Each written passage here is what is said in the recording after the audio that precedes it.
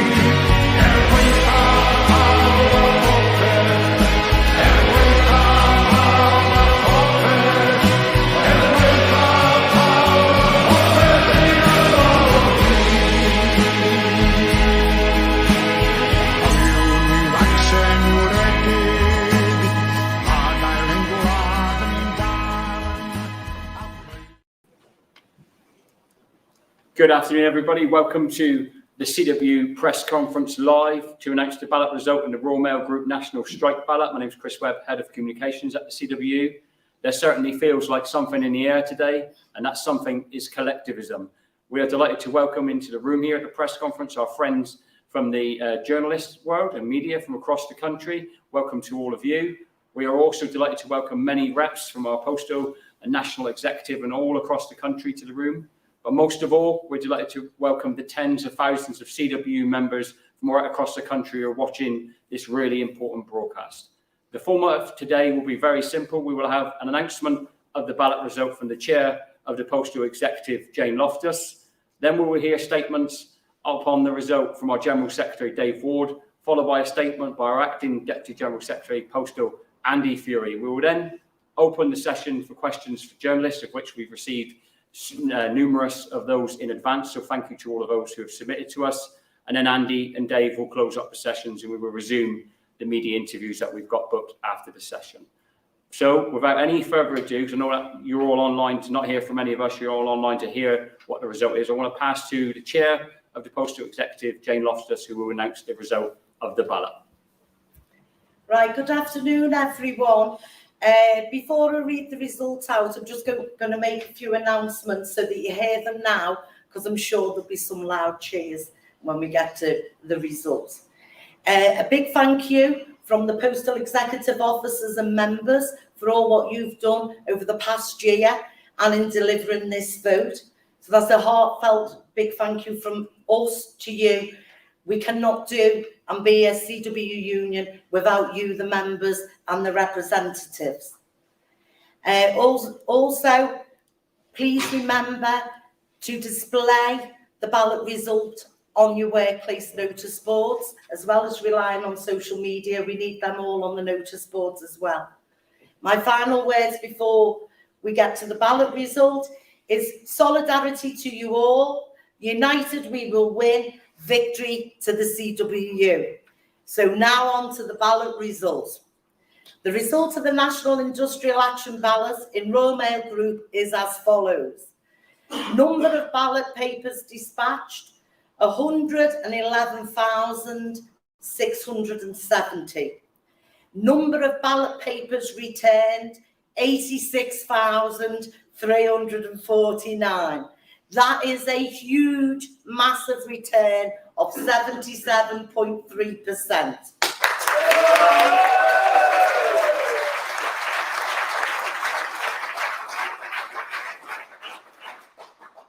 Right, of those returns, I'll start with the no votes. Numbers voting no, 3,517. Numbers voting yes, 82,700.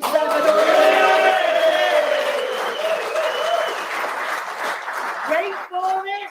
Not only have we passed the turnout that's needed under the anti-trade union law, the stunning yes vote is 95.9% yes.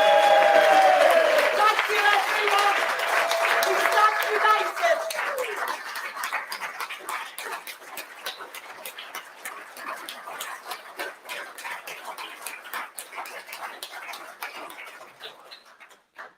What a result, what a message. First to address the media and CWU members, General Secretary Dave Ward. Yeah, thanks everybody. And first of all, I want to say that this is a victory for the power of we over the power of I.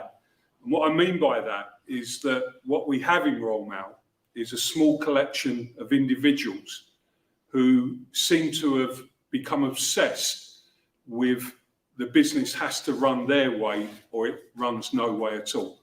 And what they've been attempting to do is to remove the workforce, remove the union from the workplace. And what we can say today is the power of we, 115,000 postal workers, have told Royal Mail that's never going to happen. What we've also seen is Royal Mail in the last few weeks feed the press with the message that this ballot, this re-ballot, the third one that we've had now, will actually test the resolve of postal workers. And I think everybody in the media must realise postal workers have delivered their answer. What I want to say about where we are in this dispute is that that is a stunning result from our members, and I want to pay tribute to all postal workers because they have been through the most brutal attack that this country has seen on any group of workers in decades. And if anybody's in any doubt about that, the media, go and speak to a postal worker and they will tell you how vicious the company have become on a daily basis in introducing what's known as punishment charters, all because we do not agree with their view of the future. And in paying tribute to our members, I mean, their solidarity, their strength, their resolve, above all, their unity is absolutely incredible. So a big thank you from all of us to CW members. We also want to talk about the dispute. And we know that our members want to reach a resolution to this dispute. We want to reach an agreement on the future of Royal Mail. And the only way that's going to happen is if the company realise that they've got to stop these attacks from today onwards, stop attacking our members and our representatives in the workplace, stop taking executive action where they impose change by trying to remove any influence that workers have over how that change affects them. Unacceptable levels of change, unnecessary levels of change, and we will reach an agreement if they do that aligns the interests of workers, that aligns the interests with customers, and of course with the future of the company. We want nothing more than Royal Mail to be a successful company going forward in the future. So, you know, where we are at the moment is I can say to you today that in the last few days, I met the chair of Royal Mail Group, of the whole board, at their request, along with Brendan Barber, who was the ex-former General Secretary of the TUC, an experienced facilitator. And we met to discuss a new process involving new members of the board in how we actually try now and get some refresh talks going forward and make sure that we can find a resolution to this dispute. We want to continue that discussion. We've come off the phone from them just before this press conference to say that we want to continue that discussion. Hopefully, if we get that done fairly quickly, and if they heed the reality of this ballot result and stop the attacks on postal workers and stop the executive action, then we will be in a position where we can get into a refresh period of talks, a new process with different people in the room to help us resolve this dispute. That's what the CW is committed to. I want to say about change in the industry as well. You know, the union has never ever faced away from change. We've reached so many different agreements on change, and we reached an agreement that we honestly felt was going to move Royal Mail forward to a proper modernisation agenda around about 18 months ago. It was a company that walked away from that agreement, and what they have put in place, rather than the change that we'd agreed that would have been in the interest of all parties, they put in place a change that was nothing more than an asset stripping agenda. And this union is never going to agree that. As part of that, that change clearly was an attempt to force out existing postal workers and replace them with a combination of self-employed workers, of workers on less than 20% paid terms and conditions, what our members currently get, and an army of agency workers. And our argument has been, we're up for change. We understand what the customers need, and we want to deliver for the customers like our members have done for years and years and years. But it's got to be decent jobs with good terms and conditions, not bringing in, as seems to happen right across the UK at the moment, different workers. Nothing against those workers. We want to stand up for those workers as well. But, you know, our message here is that these so-called modernisation agendas that companies often push out there are not modernisation. And the media need to wake up to this. The politicians need to wake up to this. The shareholders of the company need to wake up to this. You're not going to push out hard-working, decent postal workers who have given their life to Royal Mail Group, to Royal Mail, and to providing a service for the customers. We're here to stay, and this result today proves that without any shadow of doubt. So look, it's a big thanks from all of us to our members again. I'll finish where I started there. Postal workers are an incredible group of workers. They've shown resilience like we've never seen.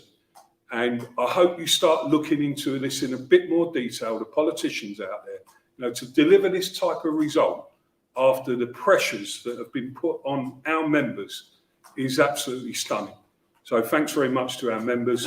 Let's hope we can now find the right level of dialogue to reach an agreement with the company and resolve this dispute.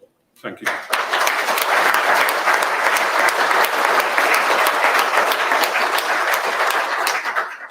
Thank you, Dave. We're now going to hear from our Acting Deputy General Secretary, Postal, Andy Fury. Good afternoon, everybody. I think this is an absolutely unprecedented result. Just to remind people, 95.9% of members have voted yes, with a 77.3% turnout. That is absolutely astonishing when you consider the backdrop to this was 18 days of strike action took place last year, with the last strike action on Christmas Eve. Our members have delivered time and time again. Their determination is amazing.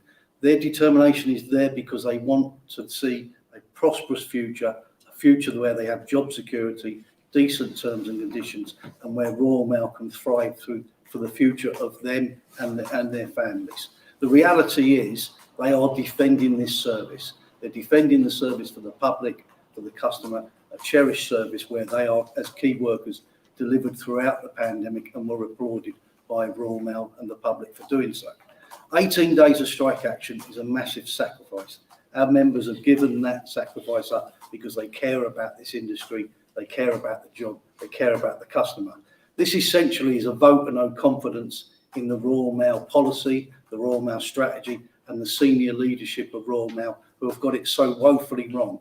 What they've tried to do is to plough on ahead with changes to the industry and ignored the voice of their workers. They can't go ahead like that. They need to understand that the voice of the workers, as demonstrated in this ballot, needs to be heard, needs to be understood, and people deserve to have decent terms and conditions.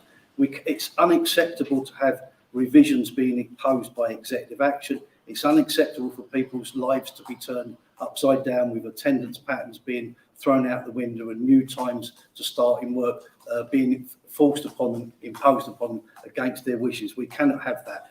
Executive action has no place in Royal Mail. Agreements, negotiation, where the voice of our members are heard through the representative structure is the way forward for having peace and harmony, which is what we want. We want an agreement. We want proper negotiations, not the charade and sham that we've been going through for the last few weeks. We need decent negotiations where Royal Mail sit up and listen to our members. We believe this result, this magnificent result, will achieve that. We want a fair deal. We want to ensure our members' voices are listened, and that, I'm certain that will happen with this vote. I'll finish with the point that all of us fundamentally believe we wish to thank everybody for what they've done in this ballot, our reps, our members, everybody, their families as well. You know, returning those ballot papers after 18 days strike action last year is absolutely amazing, and it shows how determined we are to get an agreement and get job security and a decent job in the future. Thank you, everybody, for what you've done.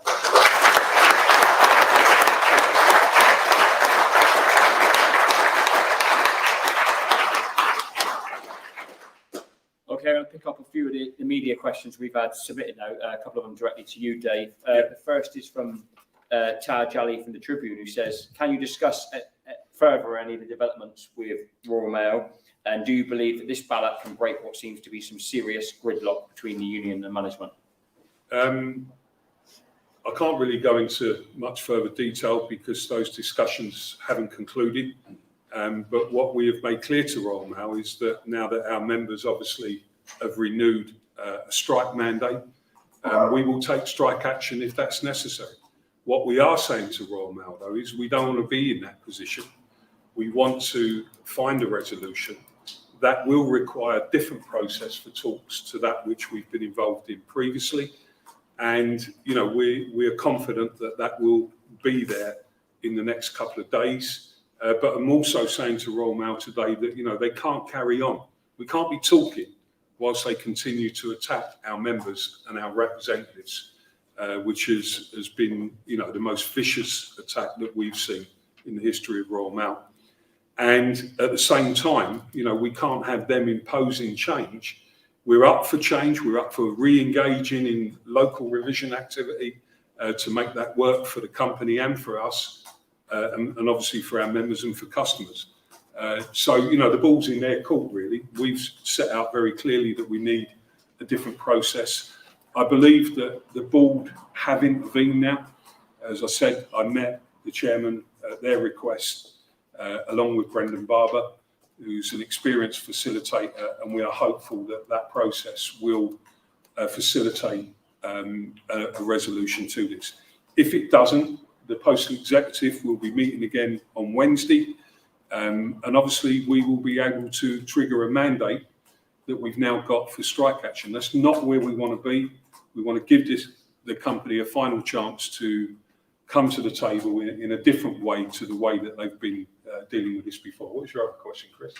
That was about it, Dave. I had a follow-up, though, which was, should the CEO of Royal Mail Group and the individuals around him who have been set upon this disastrous agenda, including ruining the lives of tens of thousands of decent, hard-working postal workers, now step down?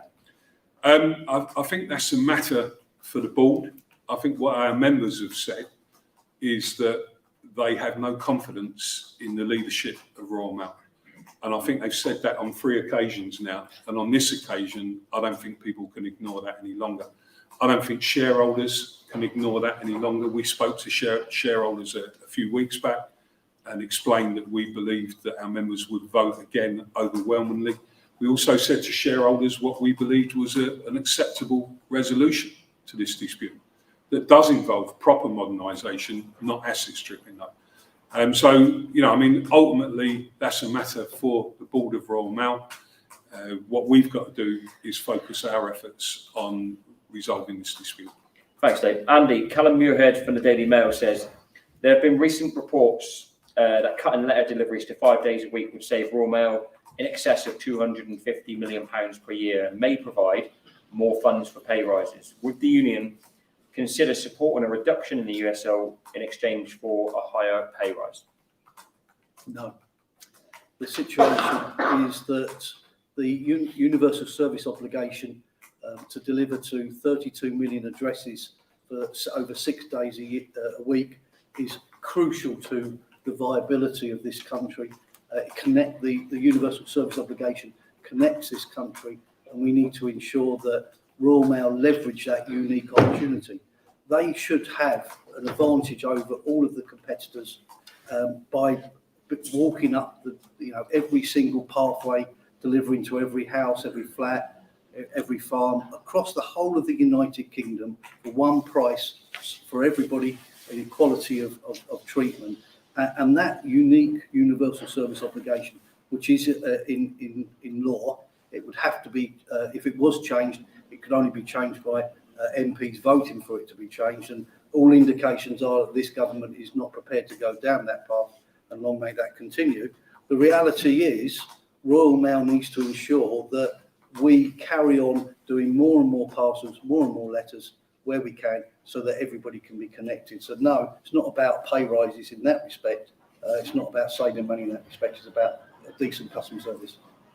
Thank you, Andy. Brilliant. Dave, one more question, and then I'm going to give you both a chance to sum up. And Peter, for the Morning Star, said, in light of this serious result, how does the union, alongside strike action, intend to pressure and leverage the company to get the result that the members deserve? And does the things like the select committee return play into that? Yeah, I mean, the select committee recall meeting takes place on the 22nd of February.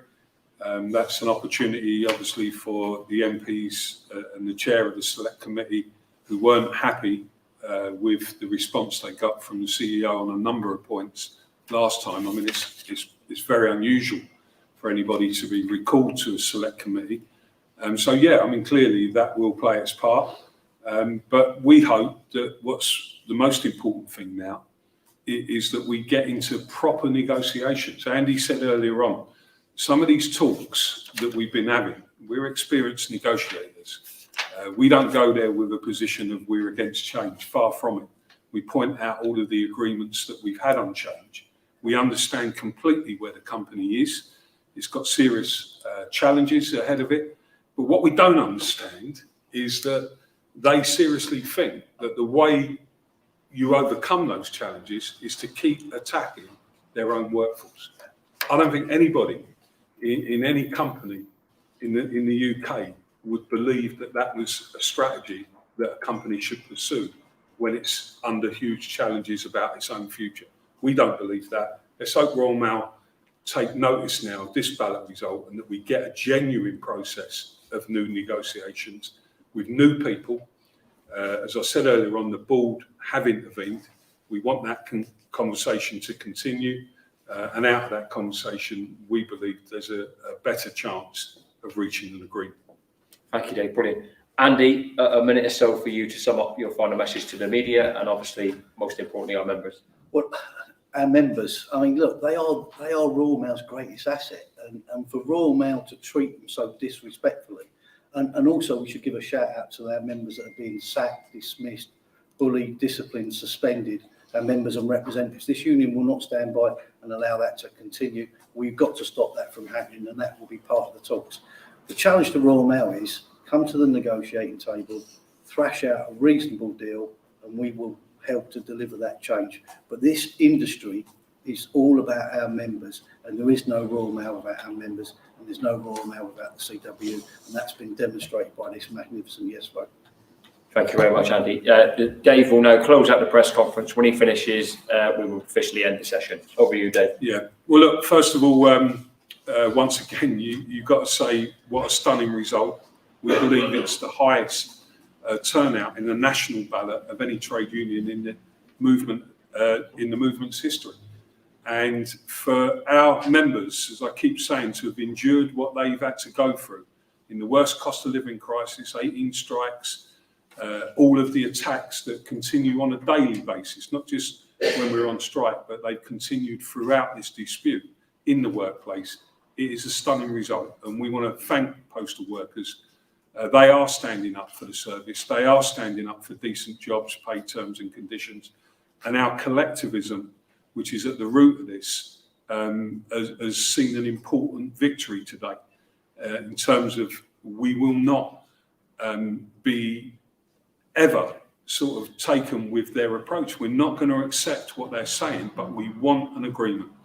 My final message is I believe that result will help us now deliver the agreement that our members deserve and that customers deserve. So thanks very much. Mae'n Magnws Maximus o Gymru yn y flwyddyn 303 a'n gadael yn gened o gyfan a heddiw wele